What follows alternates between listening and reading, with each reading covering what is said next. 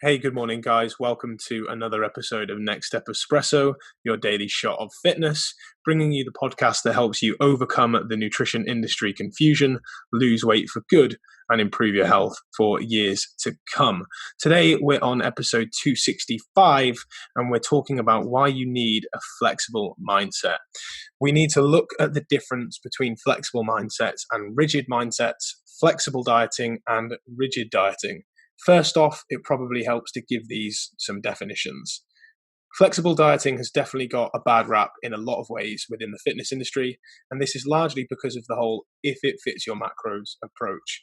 When this idea first came out, people were talking about only eating junk food. For example, eating just Pop-Tarts and getting lean. I'm pretty sure you could Google the Pop-Tart diet and something would come up. There was a scientist, Mark Haub, the inventor of the Twinkie, did the Twinkie diet to show that you could lose weight while eating only Twinkies, and of course he did. So you absolutely can do these things and get lean because, as we all remember, losing weight requires a calorie deficit.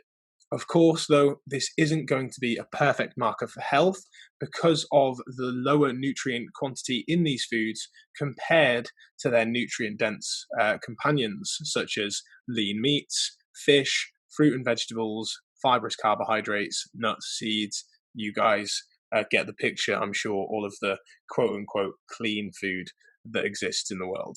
So true flexible dieting is different to the if it fits your macros approach. Flexible dieting is actually around having targets that you hit rather than rigid targets. Flexible ranges rather than rigid targets. It's about working towards weekly and even monthly intakes in terms of your calories, in terms of your nutrients, even in terms of your behavior goals in activity rather than daily, which in turn allows some day-to-day variation, some day-to-day flexibility. This means that if you were tracking calories, for example, you could work in low calorie days and high calorie days in accordance with your schedule, your routine, your preferences, and even your overall goals. Whereas in comparison, rigid dieting methods are all about restriction. They're about restriction in food choices, restriction in behaviors, restriction in life in general. If you think about any fad diet that has a particular name, let's use the Atkins diet, for example. The Atkins diet works because you remove all the carbohydrates and joy from your life. Now, that works through restriction. It doesn't work through addition, it doesn't work through flexibility. It's about restricting your life in quite a drastic way. This means that you are sticking to a strict protocol and sticking to a strict regime. If you were counting calories, rigid dieting could still apply. It would mean sticking to strict calorie intakes and strict macronutrient amounts. So if you had the good intention of dieting flexibly by tracking calories, if you were too rigid with it and you had too much of a precision of your daily calorie amount or even your specific macronutrients, that's where your flexible diet now actually becomes a rigid diet, which allows no day-to-day flexibility. In terms of the research on this topic, there are a few papers that I mentioned in my blog. Stewart et al. In 2002, Schoenberg et al. In 2016, and Westenhofer et al. In 2013. And you can check those resources by heading to nextstep-nutrition.com and going to the blog. In the research, rigid dieting is associated with a higher body mass, higher body weights in general, an increased tendency of having an eating disorder, increased disturbances in mood, higher concerns with body size, less weight loss, and with more overeating and more binge eating episodes in comparison to flexible dieting methods. So flexible dieting methods are shown to produce more weight loss, less depression, less anxiety, and less overeating. So you can see how in a weight loss approach for life, we want to be including a flexible mindset. Now, there was a very interesting research study that looked at two groups of people. One was allowed bread and the other wasn't. The macronutrients and calories amount for both groups were the same relative to the individual. So they created the same deficit individual to individual. The group that were allowed bread had better dietary adherence, so they stuck to the diet better, and therefore got better results. That's another great thing just about bread, but it's also a great thing for being flexible with your food choices rather than being restrictive and rigid.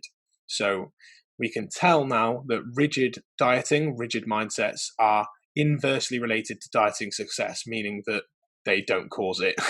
Whereas flexible control strategies are positively associated about bringing better dietary success.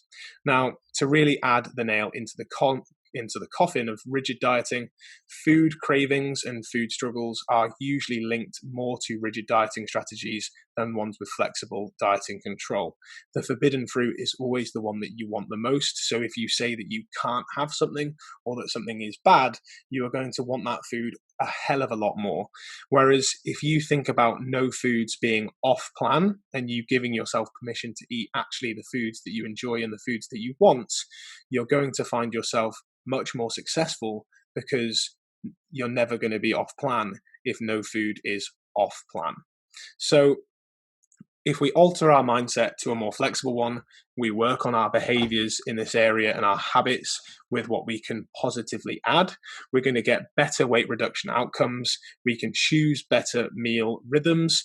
We can cope with stress better and generally get better results, which are actually going to last a long time. So know that having a flexible mindset around food, having a range of meals that are going to suit your goals, understand that on a day-to-day basis, you can have higher and lower calorie intakes based on your plans, your hunger, your goals, and of course, your desires. So understand there are no such things as good or bad foods. There are just good or bad diets. As long as you abide by the habits that we talk about, eating protein, eating plenty of fruit and vegetables, managing your overall calorie intake, then there are a wide range of food and drinks that you can enjoy, including pizza, chocolate, alcohol, ice cream. But it's about how much of these foods you enjoy at certain times compared to other things that you have eaten. Thank you, as always, for listening to today's episode of Next Step Espresso. I hope you enjoyed it. Today, tomorrow even, I'm going to bring you another Flat White episode. This time, I'm going to be talking all things weight loss groups with my good friend Louis Padian, who is he's got a master's in nutrition, a really clever guy, and he did his research in weight loss groups. So we're going to talk about why or why not they are a good idea. So if you've done one in the past, you're in one currently, or you're thinking of doing one, you definitely want to tune into tomorrow's episode. For now, have a great Thursday. Stay home, stay safe. If you enjoyed this, please share it with other people. And if you ever have any questions, don't hesitate to reach out to me on email, social media, or through the website. Have a great day.